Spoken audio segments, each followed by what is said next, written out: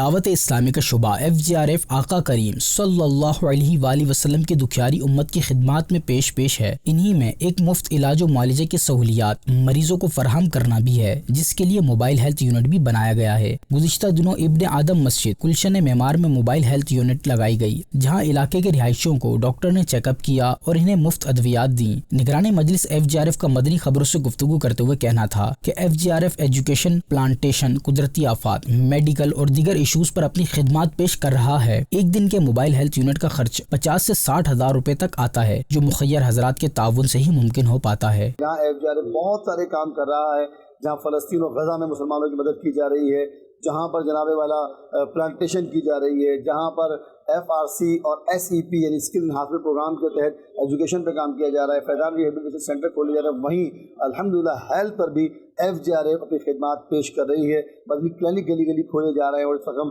یہ health care unit چھوٹا سا ایک کلینک ہے، اور جو علاقے میں چلا جاتا ہے وہاں جا کر لوگوں کو الحمدللہ جناب فیسیلیٹ کیا جاتا ہے۔ گلشن معمار کے رہائشیوں کا مدنی خبروں سے گفتگو کرتے ہوئے کہنا تھا کہ FGRF بہت اچھا کام کر رہی ہے، ہمیں یہاں سے مفت علاج کے ساتھ مفت دوائیاں بھی دی گئی، جس کا ہم شکریہ ادا کرتے ہیں۔ FGRF موبائل ہیلتھ یونٹ اس وقت مختلف علاقوں میں جا کر آقا کریم صلی اللہ علیہ وآلہ وسلم کی دکھیاری امت کی خیرخواہی کر رہی ہے۔ آپ بھی FGRF کے تحت کیے جانے والے فلاحی کاموں میں بڑھ چڑھ کر حصہ لیں، تاکہ دکھیاری امت کی داد رسی ہو سکے۔